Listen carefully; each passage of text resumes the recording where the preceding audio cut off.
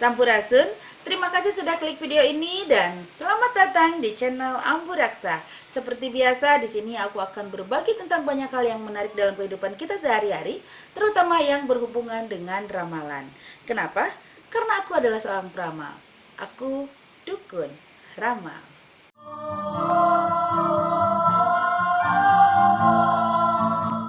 Di video kali ini, aku akan membahas tentang zodiak ke-9 yang ada di dalam urutan rasi bintang di dalam tata surya kita.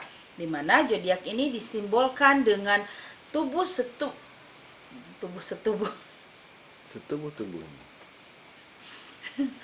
Di mana zodiak ini disimbolkan dengan sosok yang setengah manusia, setengah hewan. Zodiak ini adalah Sagittarius. Nah, si Sagittarius ini dia mempunyai elemen api di mana matahari melintas di zodiak ini pada tanggal 23 November sampai dengan 21 Desember. Dan zodiak si Sagittarius ini disimbolkan dengan sosok makhluk setengah manusia, setengah hewan. Ke atasnya bertubuh manusia dari kepala sampai pinggang, dari pinggang ke bawah berbentuk seekor kuda. Makhluk yang seperti ini disebut dengan Centaur atau Centaurus. Di dalam mitologi Yunani kuno, dipercaya bahwa si Sagittarius ini adalah penjelmaan dari si Chiron. Chiron itu dia adalah seekor Centaurus, anaknya Poseidon, sang dewa laut. Nah, kisah tentang si Centaur atau si Centaurus ini dipercaya berasal dari kebudayaan Tesali. Tesali itu adalah sebuah tempat di daerah Yunani kuno. Nah, orang-orang Tesali itu mereka adalah pemburu banteng yang sangat luar biasa hebat. Jadi, saking lihainya mereka memburu banteng, mereka itu ketika memburu banteng, mereka menunggangi kuda. Dan saking lihainya, orang-orang menyangka bahwa tubuh mereka itu bersatu dengan kuda yang mereka tunggangi itu. Jadi, dari situ muncullah kisah tentang si Centaur atau Centaurus, sosok makhluk yang bertubuh manusia dan kuda, perpaduan antara manusia dan kuda. Ke atasnya manusia, ke bawahnya adalah kuda. Dan dari semua Centaurus itu ada beberapa yang terkenal. Salah satu di antaranya adalah Chiron. Chiron ini pada akhirnya nanti dia akan menjelma menjadi zodiak Sagittarius. Jadi begini ceritanya. Dikatakan ada seorang, aku nggak ngerti ya, apa harus ngomong seorang apa seekor gitu makhluk ini. Seorang aja ya, soalnya ke atasnya manusia.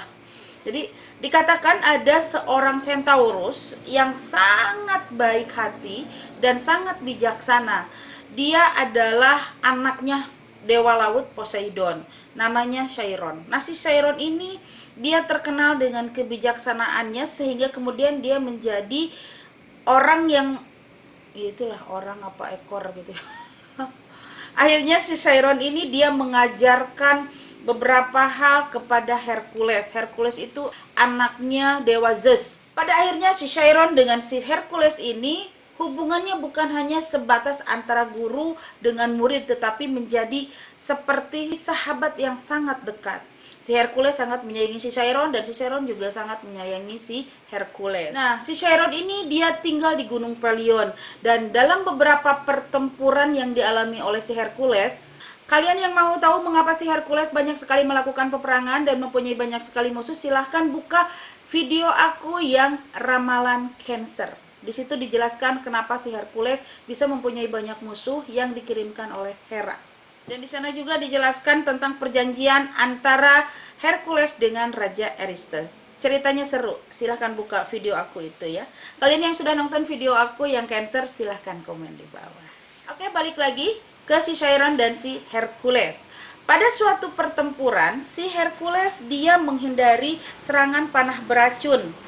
Sehingga akhirnya si panah tersebut mengenai dan melukai kakinya si Chiron.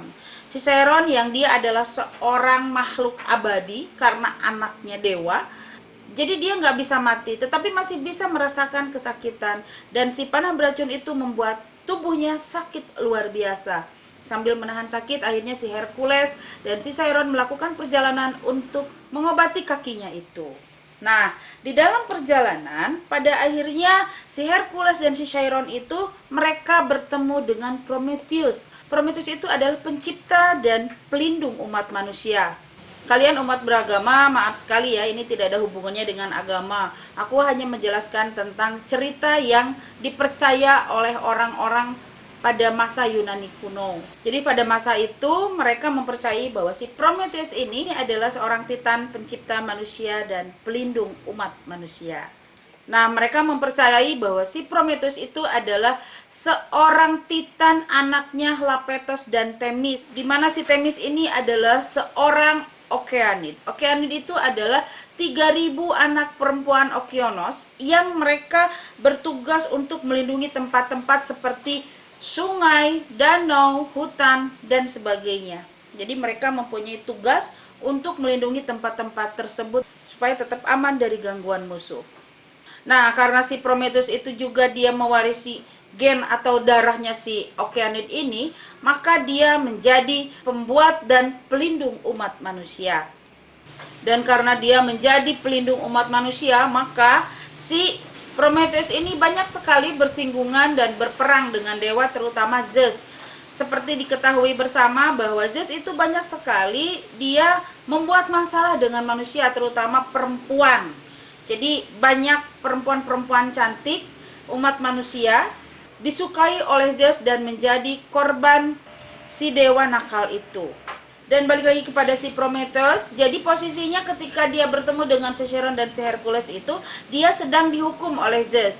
Dia dihukum di Kaukasia, di mana tubuhnya diikat, dikurung, dan hatinya selalu dimakan oleh elang. Jadi hukumannya itu hatinya dimakan oleh si elang sampai habis, tetapi ketika sudah habis hatinya tumbuh lagi dan dimakan lagi. Itulah hukuman bagi si Prometheus yang sudah mencuri api dari Zeus. Jadi ceritanya pada waktu itu si Prometheus itu dia melindungi umat manusia, bernegosiasi dengan dewa. Dia menyatakan bahwa manusia mempunyai hak penuh atas dirinya sendiri. Manusia berhak untuk menentukan kebahagiaannya tanpa campur tangan dewa. Dan Zeus tidak suka ini. Dia sangat murka, dia sangat marah sehingga dia mengambil semua api yang ada di bumi dan menyimpannya di Olympus. Nah, si Prometheus kemudian diam-diam mencurinya dan mengembalikan api tersebut kepada manusia. Sehingga akhirnya dia dihukum oleh Zeus dengan cara diikat dan dikurung di Kaukasia. Dan si Prometheus baru bisa dibebaskan apabila ada seseorang yang menggantikannya di kurungan tersebut. Dan pada akhirnya dengan bantuan si Hercules dan si Chiron, si Prometheus bisa keluar dari kurungan. Si Chiron kemudian memberikan keabadiannya kepada Prometheus dan dia akhirnya menggantikan Prometheus berada di kurungan itu. Jadi si Chiron itu kan anaknya dewa, anaknya Poseidon, sehingga dia mempunyai keabadian, tidak bisa mati, tetapi bisa merasakan sakit. Dan untuk mengakhiri rasa sakitnya terhadap kakinya yang kena panah beracun itu, akhirnya dia memberikan keabadian kepada si Prometheus. Melihat kejadian ini, si Hercules sangat terharu dan pada akhirnya dia membawa si Chiron menempat. Melihat kejadian ini, si Hercules sangat terharu dan pada akhirnya dia membawa si Chiron menempatkannya menjadi salah satu bintang di langit.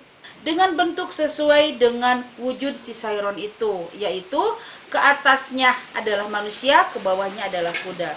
Jadilah rasi bintang Sagittarius. Oke, itu tadi sejarah si Sagittarius berdasarkan kisah mitologi Yunani kuno. Sekarang kita masuk ke pembahasan berikutnya, yaitu ramalan. Dan seperti biasa ramalannya berupa sifat atau karakteristik, kemudian jodoh dan pekerjaan apa yang tepat untuk Sagittarius. Oke, kita masuk ke pembahasan yang pertama, yaitu sifat atau karakteristik. Kita lihat sifat atau karakteristik apa yang dimiliki oleh Sagittarius. Yang pertama, si Sagittarius itu mereka adalah orang-orang yang sangat suka berpetualang. Mereka mempunyai jiwa yang sangat bebas dan mereka tidak mudah percaya kepada orang. Kemudian si Sagittarius juga sesuai dengan kisahnya si Centaurus yang sangat bijaksana itu, si Sagittarius juga sama. Mereka adalah orang-orang yang bijak dalam menyikapi segala macam permasalahan yang ada. Si Sagittarius juga adalah orang-orang yang sangat percaya diri, idealis tinggi, dan imajinatif. Mereka mempunyai rasa ingin tahu yang sangat luar biasa di dalam kepalanya, terutama untuk hal-hal yang baru. Mereka juga adalah orang-orang yang jujur dan sangat pintar membuat sebuah perencanaan. Tetapi sayangnya si Sagittarius itu mereka kadang tidak teliti terhadap hal-hal yang kecil. Dan mereka adalah orang-orang yang sangat sukar untuk membuat sebuah komitmen terutama terhadap pasangan. Makanya si Sagittarius itu kebanyakan mereka kalau menjomblo itu lama. Dan mereka juga adalah orang-orang yang sangat tidak sabar. Mereka tidak sabaran dan tidak suka aturan. Mereka nggak bisa dikekang. Tapi mereka adalah orang-orang yang sangat setia kawan, solider, dan mampu membuat orang-orang di sekitarnya itu tertawa bahagia. Mereka nggak suka melihat temannya bersedih. Jadi kalian yang mempunyai teman Sagittarius, berbahagialah karena mereka akan selalu membuat kau bahagia. Tetapi hati-hati karena si Sagittarius ini juga mereka orang-orang pemarah dan mereka tidak bisa berkomitmen itu karena memang terlalu ego terhadap dirinya sendiri. Untuk kepentingannya mereka sangat ego. Tapi dari semuanya si Sagittarius mereka adalah orang-orang yang tidak bisa memendam perasaan dendam kepada siapapun. Ketika kamu berkonflik dengan si Sagittarius, maka sudah selesai marah, selesai. Tidak ada dendam di dalam diri mereka. Oke, itu tadi sifat atau karakteristik yang dimiliki oleh si Sagittarius. Sekarang kita masuk ke ramalan yang kedua, yaitu jodoh. Kita lihat kira-kira zodiak apa saja yang tepat untuk berhubungan dengan si Sagittarius. Yang pertama, si Sagittarius mereka akan sangat cocok jika berpasangan dengan sesama Sagittarius karena mempunyai elemen yang sama, sifat yang sama, karakter yang sama. Jadi tidak susah lagi untuk mencocokkan sifat dari mereka masing-masing. Yang kedua, si Sagittarius juga dia akan sangat cocok jika berpasangan dengan Libra. Karena si Libra dan si Sagittarius ini mereka mempunyai kecocokan, yaitu mereka sama-sama suka ingin tahu terhadap hal-hal yang baru.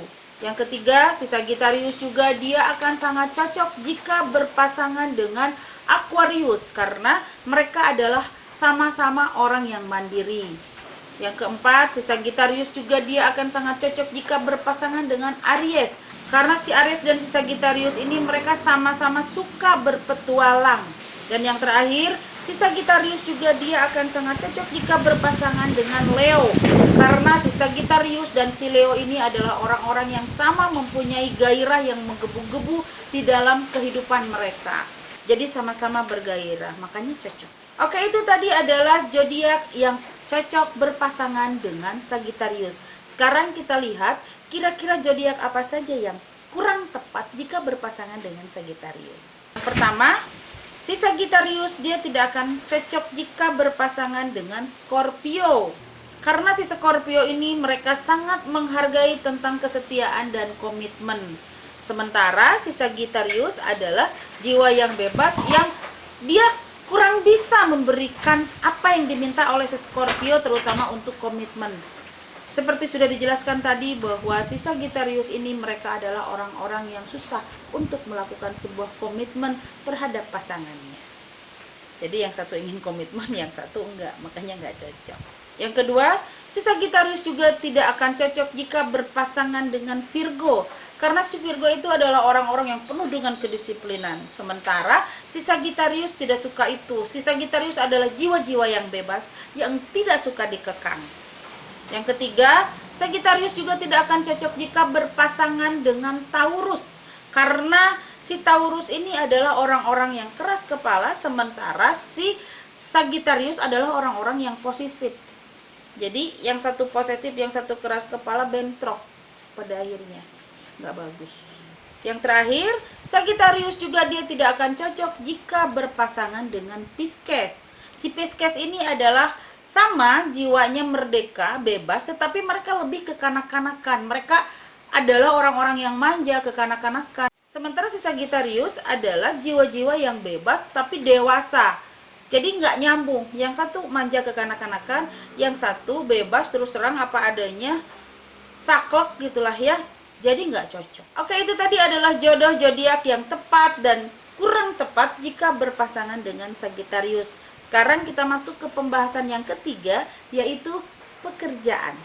Kita lihat pekerjaan apa saja sih sebenarnya yang cocok untuk si Sagittarius.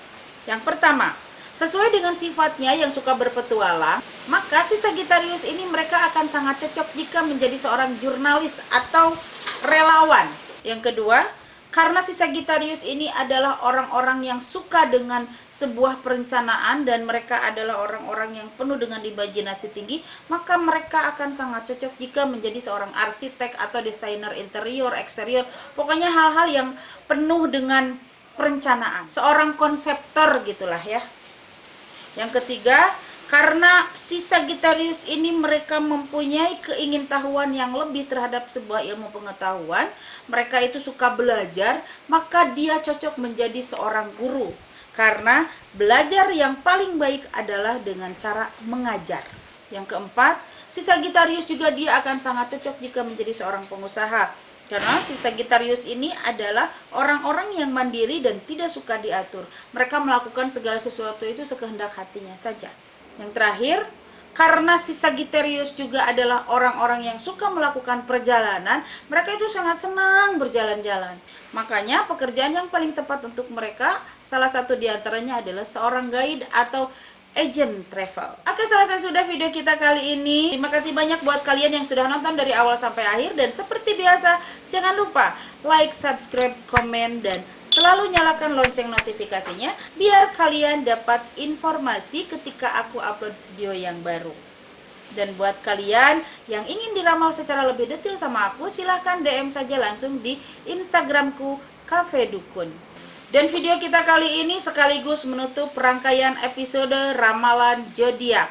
Selanjutnya kita akan membahas hal-hal yang lain yang lebih seru dari video-video sebelumnya. Makanya sekali lagi selalu nyalakan lonceng notifikasinya ya. Oke, sekali lagi terima kasih. Rahayu.